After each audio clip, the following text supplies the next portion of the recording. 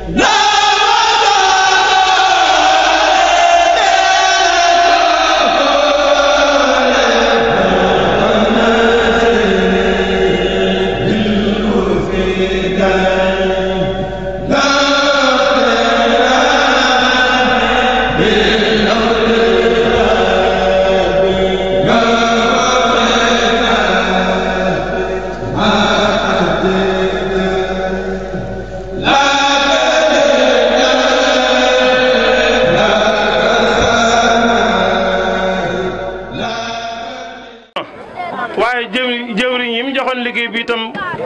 seen itte mat na boo nañ mbooloo mi ni ñu leen war a woo mbooloo mi macha allah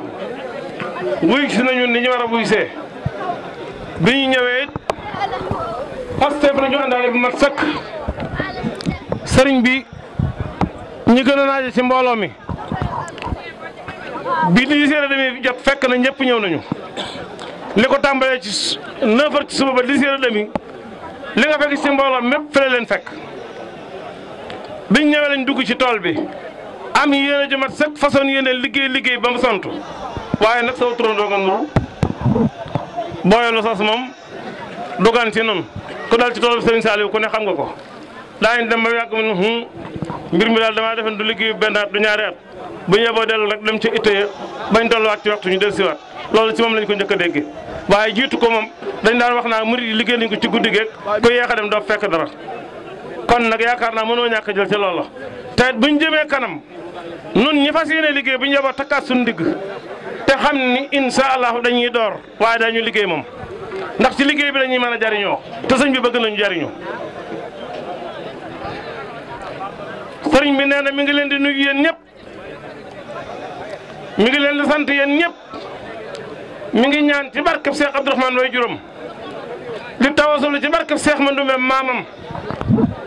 di barkeelu ci barkeb Cheikhul Khadim mi nga xam ne lépp mooma képp koo xam ne kii dugg nga ci tool bi yàlla na nga génnaale pajuk aajo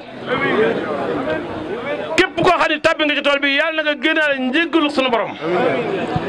képp koo xam ne tàbbi nga ci tool bi lépp loo duggati yàlla na nga ca gis ndimbalu sunu borom bu tëng ba nga xam ne ak jàpp na la nga ca sant na leen bu baax gërëm na leen te jàpp naa ni pajuk aajo ngi ci loxoom bëtam yi mu ne xool mooy sunu yërmande te man su ma ko waxee ñu bari war koo gëm ndax wax dëgg yàlla koo xam ne yàgg na ma ak moom te tey jii laa gën a sawar ci moom kon li may wax mën naa koo waat jëmma ngi joo xam ne ji nee naa ko yéesoo menn mag muñ ma sa waxtaane musu nekk fi woon lu ëpp li nga fi nekke faj aajo yi mbindeef yi nu ngoo lor sa bopp ngir mbindeef yi jariñu di dimbali mbindeef ak sa yërmande ku ñëw ci yow saayir nga dimbali ku ñëw ci yow baatin nga dimbali kan def foon lu ko loolu la fi Serigne Saliou nekke yàlla sunu borom dogal mu yàgg fi lool ak noonu kenn ku ne xam na ni lii daaw nu ko def te lii moo nuy jariñ ba yàlla sàkkee adduna ba tey liggéeyal ko baax may tax am ngërëm bi Serigne Touba ñëwee woote liggéey yoonu xitma ñi raw ñëpp ci xitma la ñu rawee kon su dikkee dekkalaat ko ci réew mii dekkalaat na la mag ñu tàmbali woon te loolu daf ñoo bëgg a dimbali la ma waxoon ci njël benn laay wax jëf su matee mooy yóbbaale ay wax waaye wax moom dootul bari ba mën a yóbbaale jëf liñ ciy dolli daal mooy liñ doon laam-laamee di ko wax sëriñ bi ñëw na dëggal na ko nee na képp ku ko man bu gaaw ak jàmm nga dellu si waat fii ñu dimbali ko àggal la ko tool bi te ñu teel a ñëw te ñëw pas-pas yeewu nañu ñëpp ñu mën a ñibbi ndax xam nañu waaj ñu ko woon te waruwaay yi ñu yor am na lu ci war te kenn ku ne na nga ñëwee yaa ko xam kon waaj ñu woon fanaan ginnaaw nag yàlla dogal na waaj ñu woon fanaan te liggéey bi des na fi daa bëgg bu gaaw a ku ko man nga dellu si waat ñu ànd liggéey bi bàyyiwuñ nag jenn jëruñ joo xam ne ji moo doon soññ mbooloom koo xam ne yaa yoroon soññe ba des na ci yow ku ñu soññoon te nga dégg ko koo mën a soññi na nga ko soññi te nag nu ko arab di waxee an na husnal fihli fi kamalihi rafetug jëf ma nga ca mat ga boo gisee suñ xaban Mbàkke ni moom tey mënu maa wax ndax damaa jàppoon damay daan su ma daanoon bàkku waaye comme daanu ma du ma wax mbir maa nga ca daan nga ku ko yàlla man loolu da nga fekk si mat gi ku ko fekk si di nga mat ngeen jéggal ma bu baax a baax bu dina te nit ñi fa ñu ñibbi daa sori wax ji du ma sa bari mbokki jullit yi asalaamaaleykum wa rahmatullahi taala wa barakaatu. ñu ngi nuyu ñëpp ñu ngi nuyu mbokki jullit yi di nuyu mbokk taalibe yi